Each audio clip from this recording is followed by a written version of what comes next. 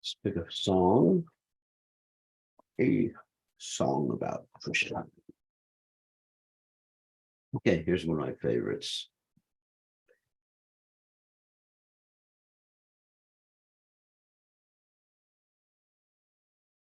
Very favorites. Okay,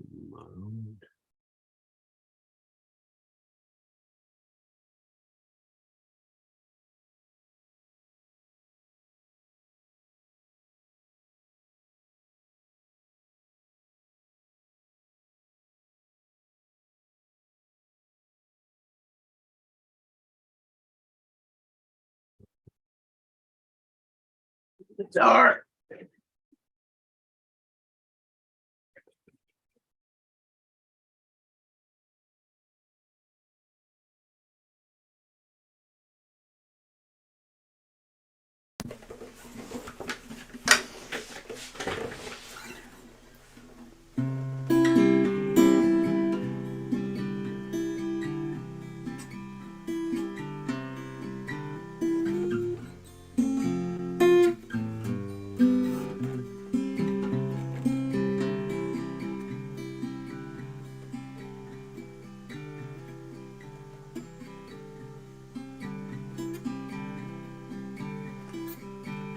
Madaram, Madaram, Madaram, Madaram, Nanu Madaram, Sitam Madaram, Tayam Madaram, Manu Madaram, Murari Patera Ilam Madaram,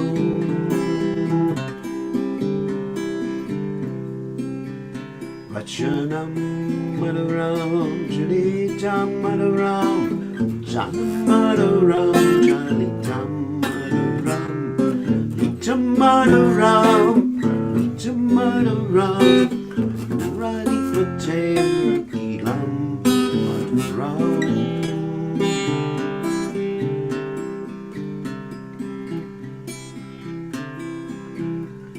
Vedur Madaram, Vedur Madaram, Ani Madaram, Padan Madaram, Visham Madaram, Sakyam Madaram, Murari Patera Ilam Madaram.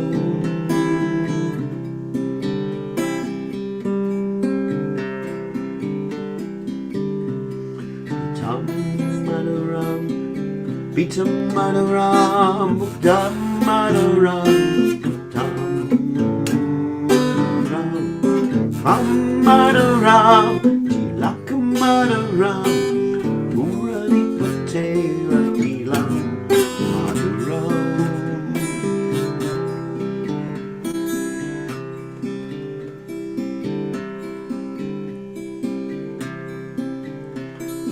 Rana Madaram, Rana Madaram, Rana Madaram, Rana Madaram, Vita Madaram, Vita Madaram, Murari Patera Ilam Madaram.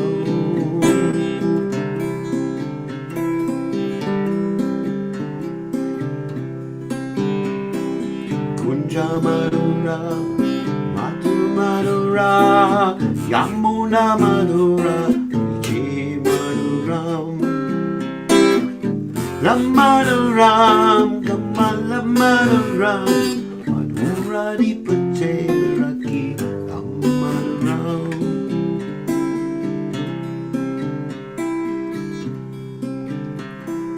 Gopi Madhura, Leela Madhura, Yukta Maduram, Bhakta Maduram, Krishna Maduram, Shishta Maduram, Madhuradi Patera Ilam Maduram.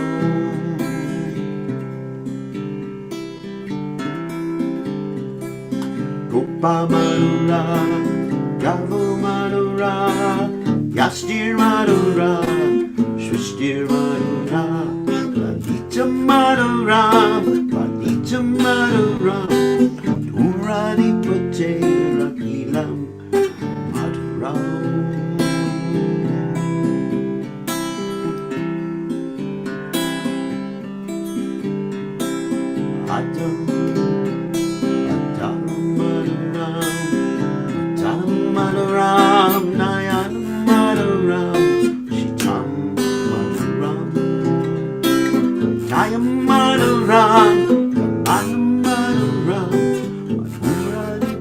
Rakilam Madhuram.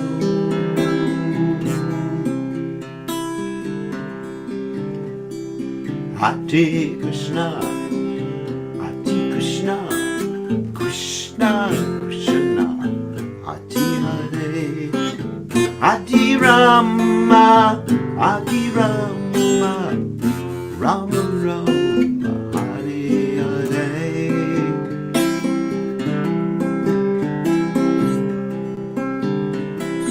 Hare Krishna, Hare Krishna, Krishna Krishna, Hare Hare, Hare Rama, Hare Rama, Rama Rama, Hare Hare.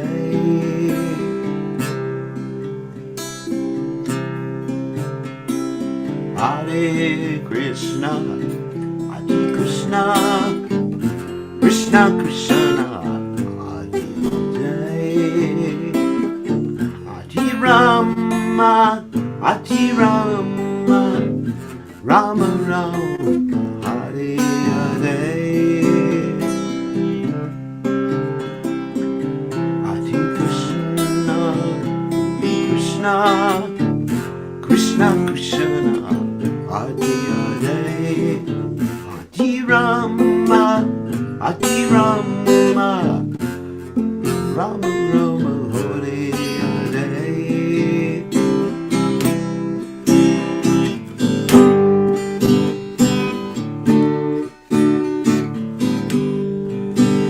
Jai Prabhupada, Prabhupada, Jai Prabhupada, Prabhupada, Prabhupada,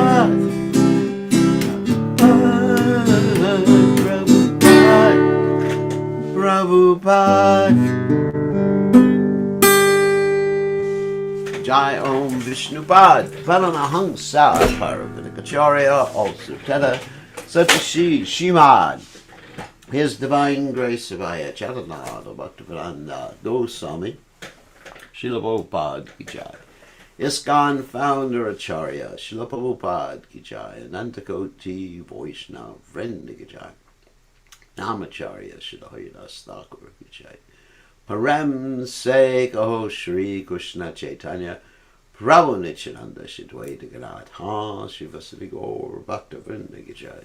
Shri Shri Radhakrishna Gopi Gopinath Sai Mukund Radhakunda Giri Govardhan Ki Jai, Vrindavanam Ki Jai, Mathuranam Ki Jai, Jagannath Swami Ki Jai, Munamai Ki Jai, Shrimati Lasi Devi Ki Jai, Sampaveda Bhakta Vrinda Ki Jai, Gaur Premananda Hari Hari Bol.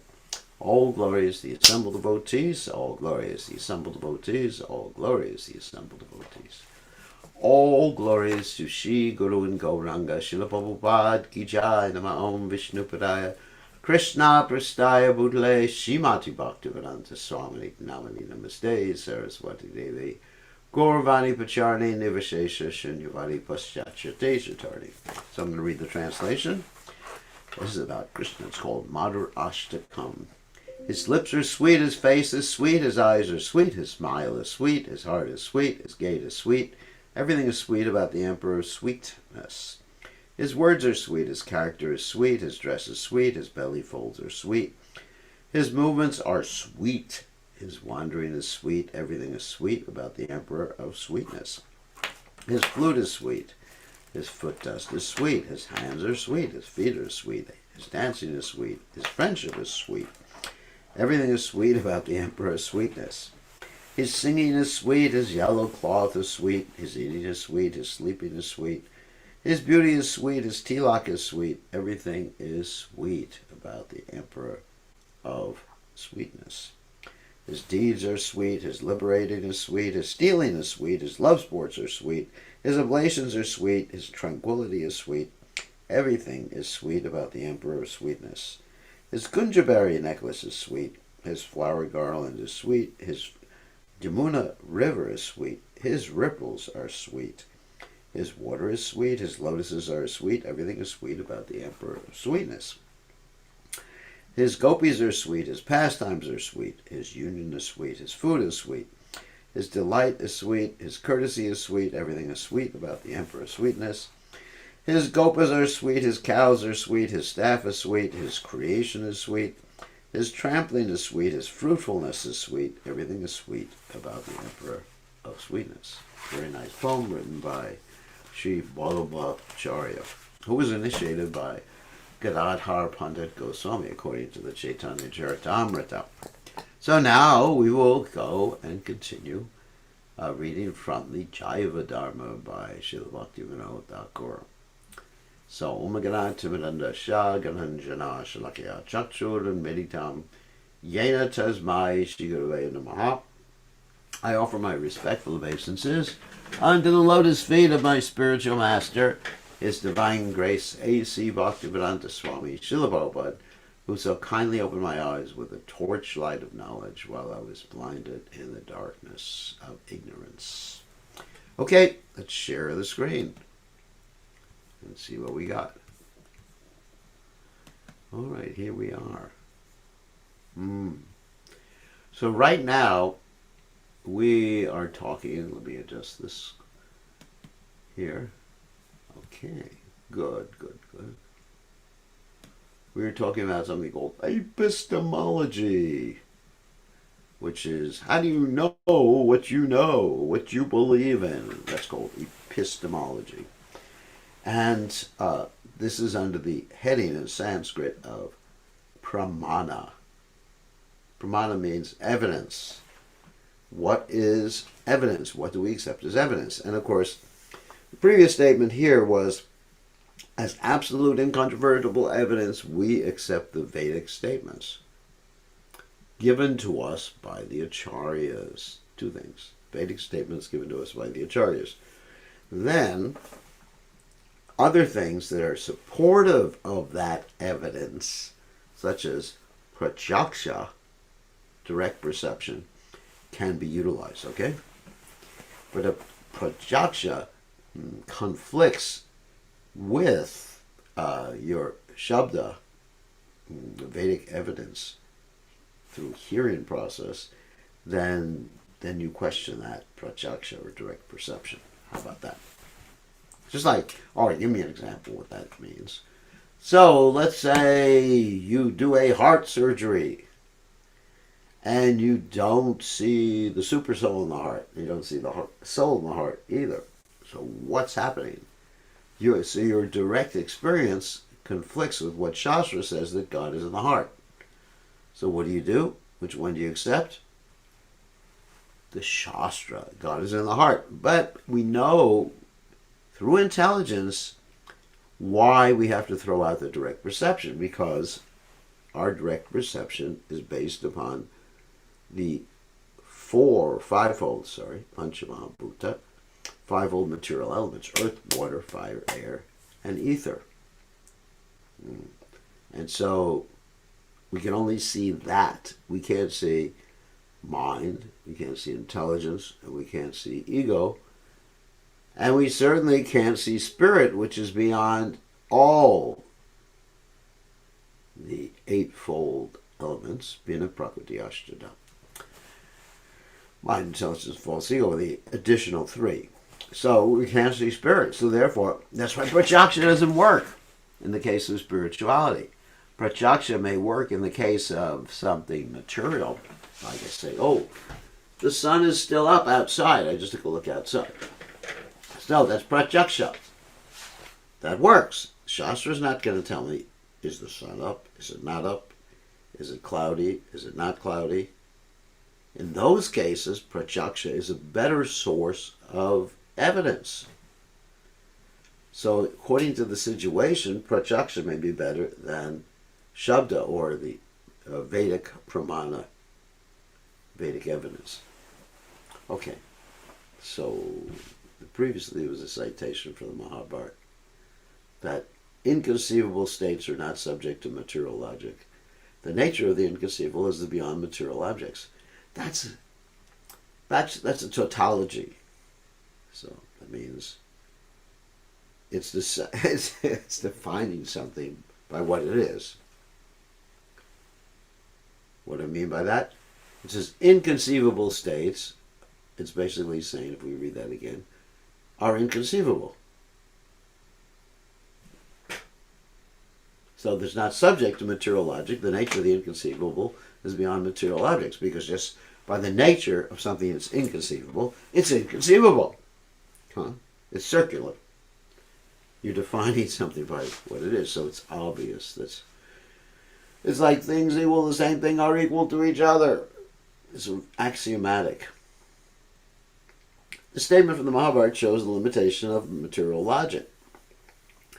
Thus, Rupa Goswami has written, Swalpapi ruchireva shadbhaktir tatvavo dika vavabodika yuktis tu kevala naiva yad asya apatishtata.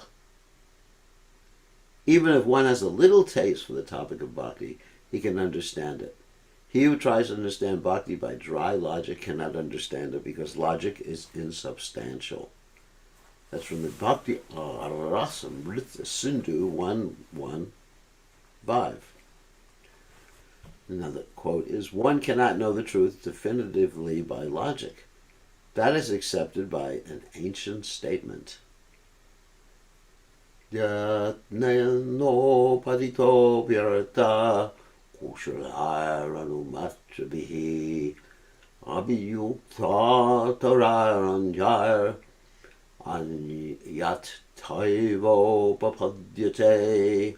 A meaning produced with more effort by a skillful logician can be refuted by another more skillful logicians. That's from the Vakya Padya Bhartrihori. In other words, if someone is expert in logic and reason, you can prove any damn thing. You can prove the world is flat. You can prove that you're an animal, a horse. You can prove anything by word jugglery. So logic, tarko pratishta, shruti, no, vibhina. So you cannot understand anything by logic, ultimate truth by logic. Because someone is expert in logic, usually we call them sophists.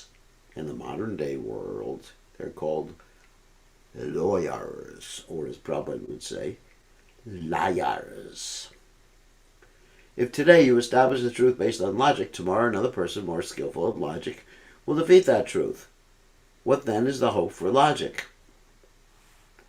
So, logic doesn't establish anything incontrovertibly. It can be used in the service of the Vedic evidence, the Vedic pramana.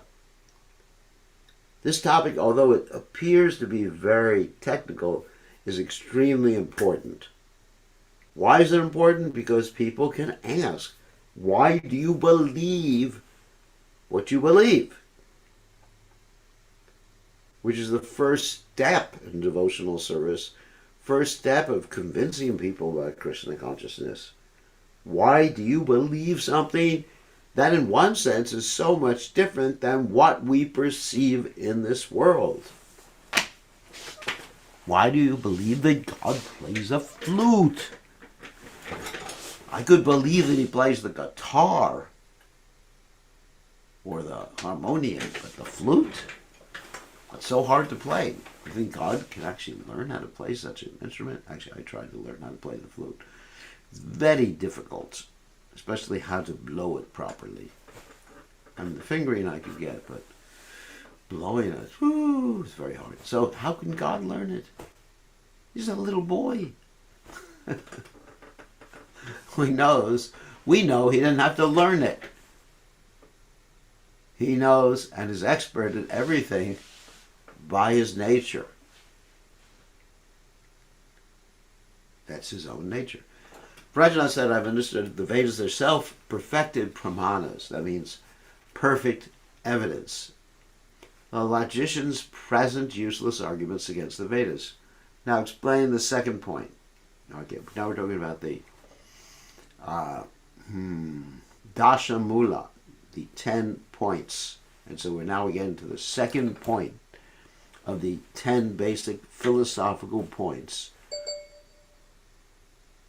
The 10 points. So someone sent me a text message. The second point of the 10 basic philosophical points listed by Bhaktivinoda Thakur as the Dasha Mula. Okay, let's go. So, Babaji answers Rajanath's question by saying, Hori Tvekam Tattvam Vidi Shiva Suresha Pranamito Yadevedam Brahma Prakriti Rahitam Tattanu Maha Paratma Tashamsho Jagad Anugato Vishva Janaka Savai Radha Kantunava Jalada Kantis Chidudaya. Hari, that's Krishna, is the supreme tattva. Tattva means the different categories in this particular case, or truths, or eternal categories. Hari is the supreme tattva respected by Brahma, Shiva, and Indra, demigods. Brahman, without Shakti and without qualities, is the effulgence of his limbs. That's the Brahman aspect of the Lord. Paramatma, which is the localized aspect of the Lord, which is in everyone's heart. God is in the heart. Who enters the universe as the creator is his Angsha part. That Lord is Radha Balava. A spiritual form endowed with the complexion of a fresh cloud. Wow. Radha Balava. Brajanath said, the Upanishads say that Brahman beyond Prakriti is the supreme tattva. By what logic does Gaura Hari say that Brahman is the effulgence of Hari?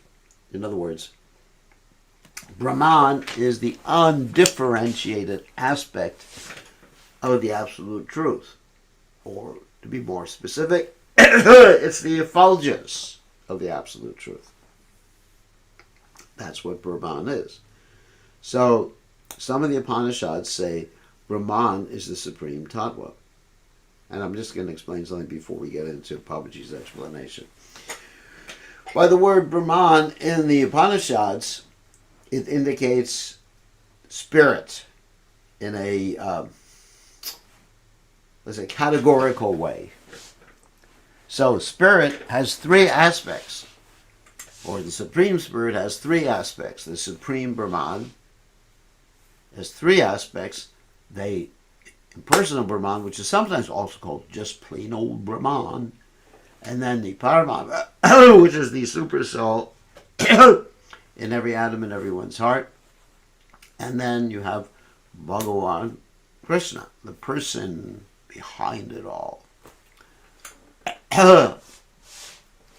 So here Babaji begins to explain. Babaji said, Hari is Bhagavan.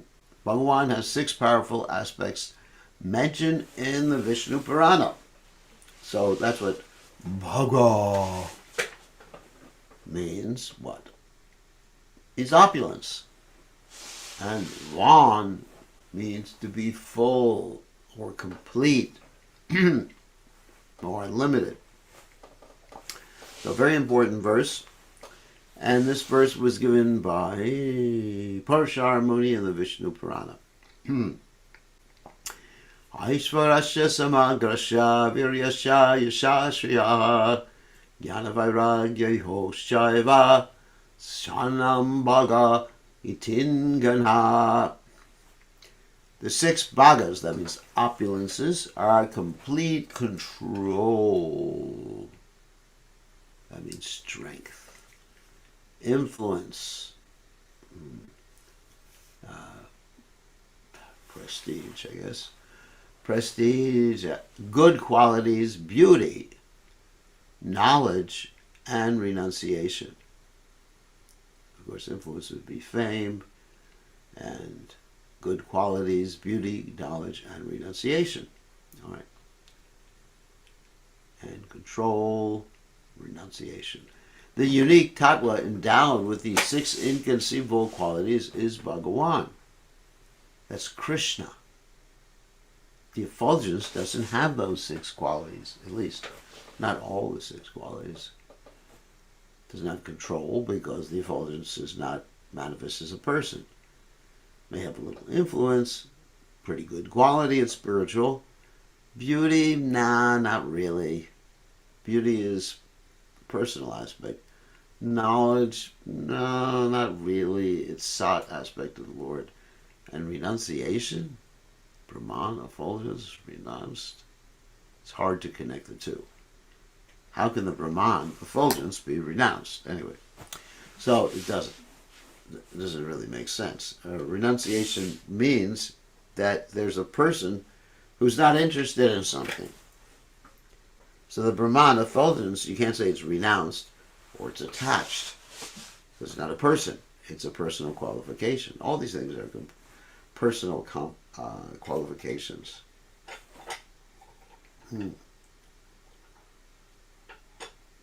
Let's see. Oh yeah, good qualities must be wealth then. Huh? Whatever. The unique tattva endowed with these 6 civil qualities is Bhagawan. So the tattva means the eternal person or the eternal entity. Is like the jivas are a tattva, we're eternal entities, and the energies are another tattva. The energies, in particular category. Let's use the word category, even though the word tattva doesn't mean categories. These qualities are placed in the matter of angas. Now here's something. In relation with the source of the angas, angi. So now we're talking about Bhagawan, who's the original tattva, unique tattva, Krishna. Let's just be more specific. Krishna. So these qualities are qualities of Krishna, and you consider their angas or branches or limbs. That's what the word anga means. Of Krishna's manifestation. And Krishna is the source of all these limbs, angas, qualities. So therefore he's known as Angi. Angi means the person who is the source of the angas. Who or what is the Angi? In other words, who or what is that person who's the source of these qualities? Whose angas are these? In other words, who is the source? No, not only the source, but who owns these angas or part of his identity. The anga is the swarup. Now here's another word. Swarup means the form of Krishna, the manifestation of Krishna. Swa or rupa. Rupa means form, and swa means his own. Like if I say, what is your swarupa? Let's say, Prabhu. What is your swarupa? What is your own form? And you may say, out of ignorance, my form is a 30-year-old male. No, your form, that is your temporary form, your maya rupa. Not your swarupa. Your swarupa, you don't know what the, heck, your swarupa is until you're completely Krishna conscious. You know, in general, the nature of your swarupa, you know it's what? Jivera Krishna. Nitya Krishna. Nitya Krishna. Just Seva Krishna. Jivera Swarup Nitya Seva Das. So the Swarupa of the Jiva is an eternal servant of Krishna. That you know, right? Hopefully you know that. That's your nature of your Swarupa. That is your Swarupa, but to get more, let's say, definitive and technical about it, then there's other aspects of your Swarupa that you are not aware of right now. Like your Swarupa may be that of a coward boy, a gopi. Even though your material Rupa, which is not your Swarupa, your Maya Rupa, maybe that of a man with big muscles. I know it's muscles. I said that deliberately. So, different. Our Swarupa is different from our Maya Rupa. Don't confuse the two. So, So in which all the angas, so in Krishna's Swarupa, his own form, all the angas here are described as the qualities of wealth, strength, renunciation, etc., are manifest within Krishna's body, or the activities of Krishna. But, well, Krishna and his body are the same. It's not that Krishna has a body. Krishna is the body is Krishna. Everything is non-different. Advaya Gyan. The tree is the angi, and the branches are the angas. All right, that's what anga means, branch. The tree is the source of the branches. In other words, the tree itself, of course, the tree contains the branches. So in Krishna, the tree is the source, but also the branches are part of the tree, part and parcel, I guess you might say.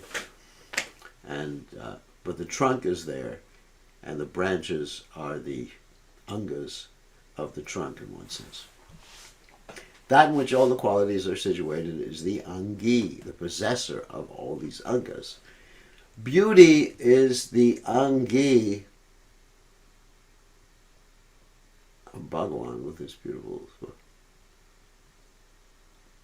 Yeah, beauty is the angi of Bhagavan. You know, Bhagavan's, to be more precise, Bhagavan's angi, just to state it more concisely and more easily understood, Bhagavan's angi, Bhagavan is the angi and beauty is the anga, sorry. This is hard to understand. This statement is not quite right. Beauty is the angi of Bhagavan. Beauty, Bhagavan, Krishna has as his anga, Krishna, Bhagavan is the angi, and beauty is the anga with the spiritual form. So the translation is not quite right. All the other qualities are its angas. The three angas are Aishvarya, Virya, and Yasha. Okay. Aishvarya means opulence, like money, money, money. Virya sometimes means heroism. Or strength. In this particular context, it means strength. Virya means heroic, strong. It's interesting. It doesn't only mean strong. It can mean heroism too. Like Krishna's descriptions are of his pastimes are Mama Virya Samvida. Talks about Krishna's heroic activities, and that's how it's translated in the third canto of Srimad Bhagavatam. And Yasha means fame. So, okay. Jnana and Vairagya are angas like rays emanating from Yasha. All right, here, let me unpack this. Jnana means knowledge, or especially spiritual knowledge. Vairagya means detachment. Are angas that come from, or branches that come from fame. Interesting. Since there are qualities of that quality and not independent qualities on their own. Very interesting. Formless jnana, that means all right, let me unpack this one. Formless jnana. That means jnana. Formless jnana means knowledge of spirituality without the knowledge of. Okay, that's it. Knowledge of spirituality without the knowledge of the person behind the spiritual, is none other than jnana and vairagya. That means attachment and knowledge. And it is the swarupa, the form of Brahman. Okay. In other words, Brahman, without Krishna, Brahman aspect of Krishna is formless. And that knowledge about him, or that aspect, is called formless jnana, which contains vairagya also. Therefore, Brahman is the effulgence of the spiritual world, Brahman, which is formless, that means the effulgence of the Lord, which is formless, devoid of action, devoid of limbs, devoid of qualities, is not a complete tattva. It takes shelter of the Lord's form. In other words, it's a manifestation of Krishna in his original form, Bhagawan.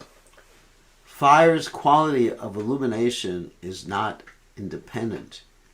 It is a quality which depends upon the swarupa of fire. A little technical here.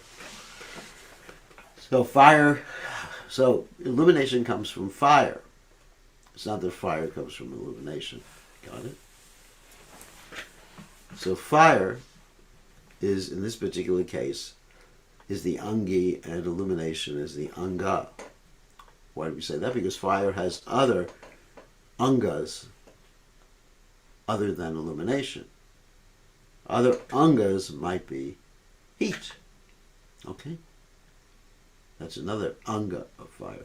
Okay. Pretty technical stuff. Rajanath said, after describing the impersonal nature of Brahman in many places, the Vedas end with Om Shanti, Shanti, Shanti, Hari Om. By this statement, the Vedas indicate that Hari is the supreme tattva. That's right, you got it. Who is this Hari? Now here's a very wonderful statement of tattva, perhaps the most ecstatic statement of tattva. Babaji said, Hari is the couple Radha and Krishna endowed with spiritual pastimes. That's the definition of Hari. So Prajna said, I will inquire about this later. Now explain Paramatma, who creates this universe. How is he the Angsha of Bhagavan? Very interesting explanation. Babaji said, Bhagavan, that's Krishna, by spreading opulence, Aishvarya, which means opulence, and Virya, which means strength or heroism, creates the material universes. After creating it, Bhagavan enters into it as one Angsha, Vishvarupa. So the Angsha, the expansion of Krishna, is the Vishvarupa, which means the form, universal form. Vishva means universe, Rupa means form. Universal form is like what Krishna displayed in the 11th chapter of the Gita, or simply the understanding that the material nature in one sense is Krishna. In one sense, this, I don't know if you can see, no you can't see. In one sense, this is Krishna. Because it's an expansion of Krishna. Krishna's material energy, okay. But I'm not saying I worship my own or something like that. Vishvarupa. Although Bhagavan is one Angsha, he is always complete.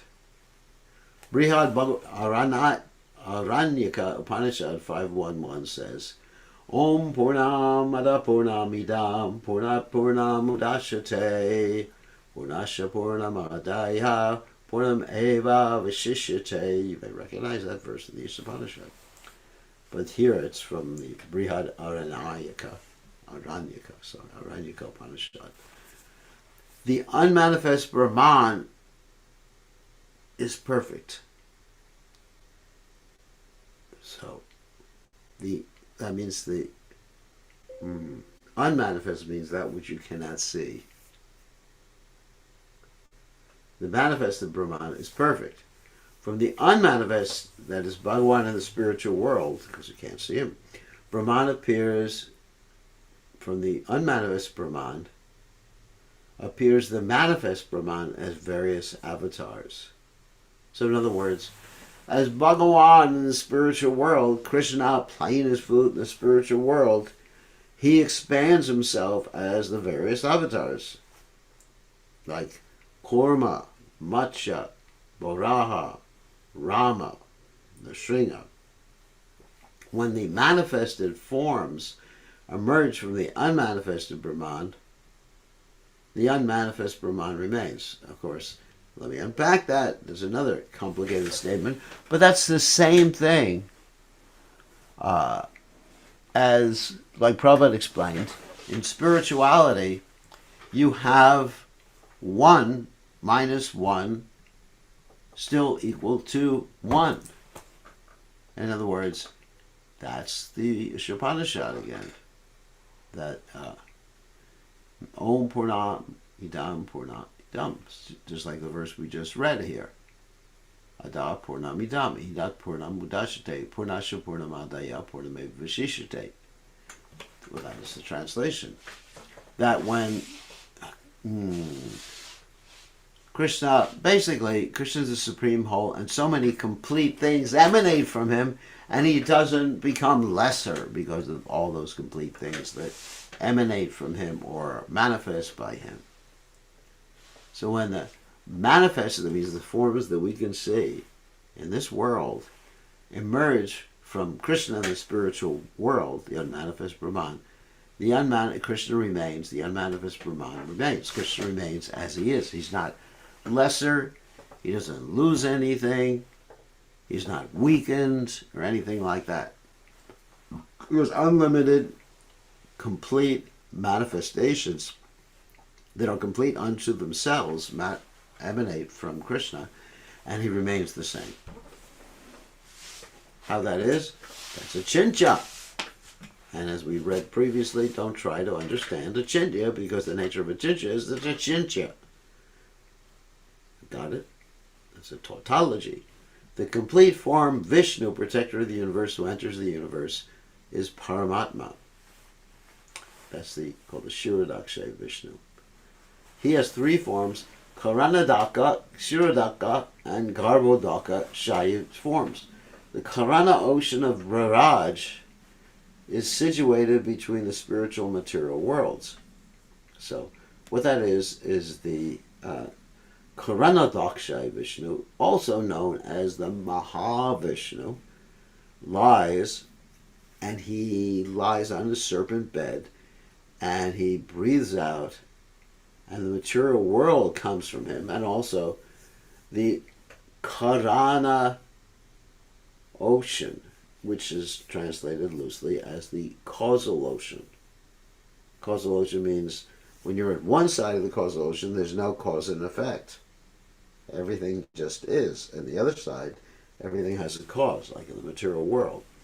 Therefore, Krishna, who is situated on the other side of the causal ocean, is known as Sarva Karanam, which means of all causes, he's the original cause, and he has no causes. Okay. He's the cause of all causes. The Karana ocean of Viraja, that means the causal ocean, is situated between the spiritual and material worlds. Bhagavan's Angsa, situated there, lying in the Karana ocean, is called Mahavishnu. That's what we just said. So it's just saying what I just explained. The Karanadaksha Vishnu is sometimes called the Mahavishnu. Maha means great. From far off, he glances at Maya and creates the universe through Maya. Gita explains, Maya Jakshena Prakriti Sute Sacharam. Sacharam. Prakriti gives birth to all moving and non-moving entities under my direction. So, let me explain what that is. At the beginning of the creation, when Krishna manifests all the universes in their what's called pradhana state, their state where there's no, it's like putty, silly putty or clay or something like that. Krishna glances at this putty, like ball or whatever you may call it, that has no variety, is not moving, nothing's happening, it's just like the inert stage or the unmanifest stage of material energy. Krishna glances at that unmanifest stage of the material energy, the pradhan, technically it's called, and that glance is called Shambhu. And for those of you who are not familiar, Shambhu means Lord Shiva. And Lord Shiva carries the living entities, that's us, Prabhu, to the material energy and injects us in the material energy, just like a father injects the mother to have a child. Got it? And so we are injected within the womb, using further this metaphor of the material energy, and therefore the material energy gives birth to us. Okay? Because the material energy doesn't have us to begin with. And so we are placed here by the glance of the Lord. Now, how can the Lord glance and impregnate the material energy? That's also described in the Brahma Samhita. Angani yasha shakalendriyadri timanti. That the Lord can do anything he wants with any one of his senses, or just by willing it to happen. Krishna is not limited like us. I'm limited. I can only do one thing with my, like the ears, for example. I can hear with my ears. Thank God they haven't been destroyed by kirtan. They wear earplugs. I can't eat with my ears. I can, like Prabhupada would give the example, you can't take food and start stuffing in the ears. You can't. You're limited. But Krishna can eat with his ears. And if he wanted to, he could take some pakoras and take them to his ear, and he could digest it. That's a spiritual body. So Krishna's body, he can do anything with any part of his body he wants. Okay. And so Krishna can impregnate with his eyes. Boom. Fortunately, the living entities can't do that in this world, or else there'd be a lot of unwanted babies running around. That would be very dangerous. Every time a man looks at a woman, there'd be a pregnancy. So, my Diksha, I already did that. Prakriti gives birth to all moving and non-moving entities under my direction. The Vedas say, so here's what I just said. So Aikshita, the Lord glanced. Aitareya, Upanishad 3:11. Sa imam lokan ashrajat. He created these planets. That's also from the Aitareya Upanishad 1:1-2. So when the Shakti of the Lord's glancing, when the potency of the Lord's glancing enters Maya, that means the material universe, he is Garbhodakshay Vishnu. So that's the Garbhodakshay Vishnu also is the potency, getting really technical, of the Lord's glance. At the same time, the glance itself is known as Shambhu. The atomic rays of the spiritual glance of Mahavishnu are the bound jivas. Wow. The little rays from that spiritual glance. The Shakti is Garbhodakshay Vishnu. So Garbhodakshay Vishnu is put into the material energy by that glance too. Wow. Mahavishnu expands as Garbhodakshay Vishnu by that glance, and that glance is has Garbhodakshay Vishnu in it. Even though the glance is technically known as Shambhu or Lord Shiva. According to Bhaktisiddhanta Saraswati Thakur in his commentary on the Brahma Samhita. Wow. The atomic rays in the spiritual glance of Mahavishnu are bound jivas. So we're going to have to end here. Because it is time and it gets really technical. Now I know people may have trouble remembering all these things. The main thing to understand is this Krishna. He has his qualities. He's called Bhagawan. His qualities are his angas, like wealth, strength, renunciation, beauty, intelligence, fame. These are his angas.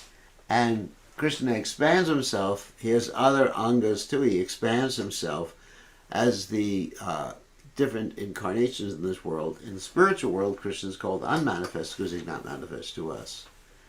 It's a little brief explanation of what we just read.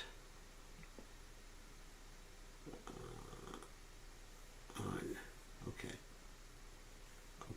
We will continue from this point tomorrow. So let's unmute ourselves. Hold on a second. Stop sharing. Allow you to unmute yourselves.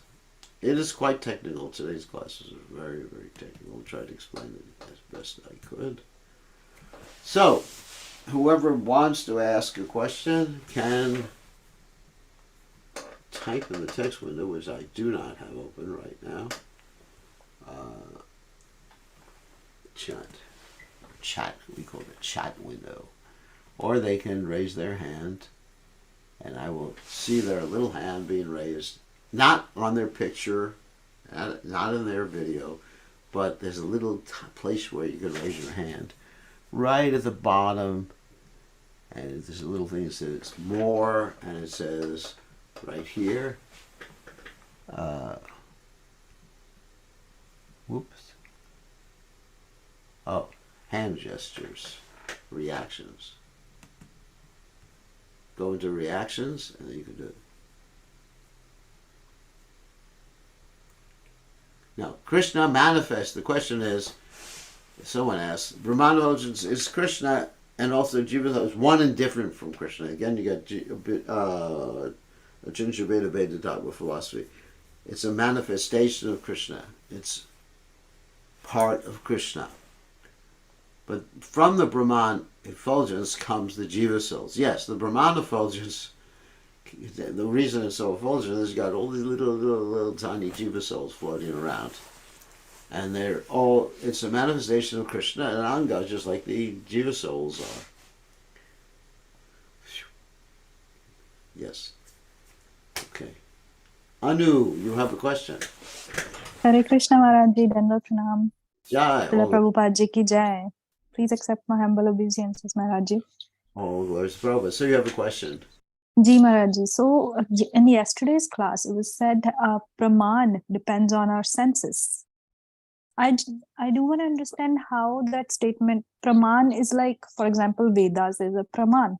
Yeah. The knowledge that we acquire from Vedas would depend on our senses, but Vedas themselves would not depend on our senses.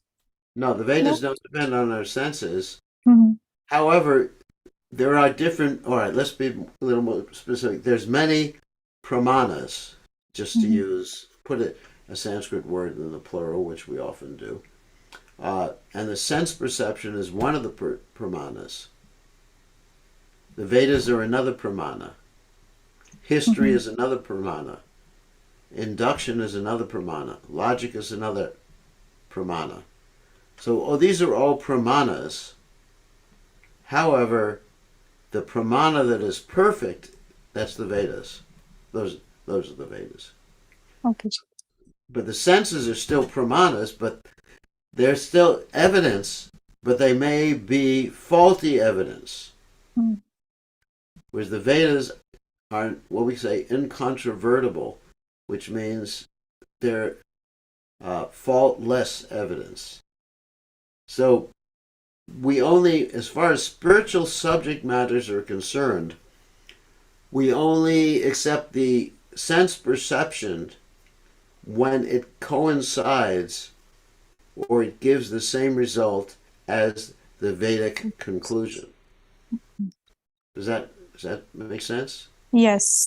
Thank you, Maharaji. Yes, I remember you mentioned Shabda Brahman yesterday. Yeah, Shabda Brahman.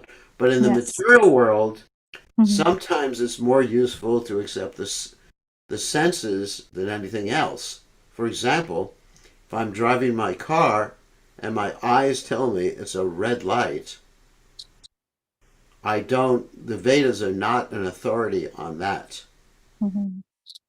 So dealing with material subject matters, sometimes, well, all the times, basically, or most of the time, dealing with material subject matters, there's sense perception, and you have to be careful not to be subject to something called cognitive dissonance. Cognitive dissonance means when you interpret some religious statement made by someone, and it contradicts what you're perceiving. Like if someone makes a religious statement, for example, that the earth is flat. Okay, here's a good one. So, you got a lot of people who believe the earth is flat. Yeah, somehow they believe the earth is flat. Because Prabhupada made a joke one time.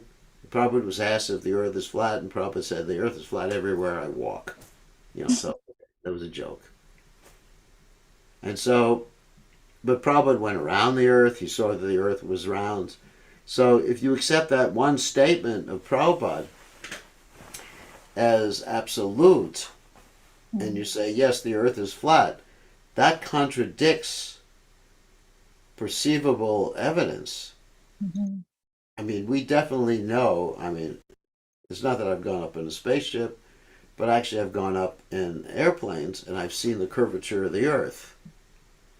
Of course, some of the flat earth people who believe in the earth being flat, say the earth is curved because they make the windows in the airplanes in such a way so that the earth appears to be curved just to fool you. I mean, that's talk about conspiracy theories.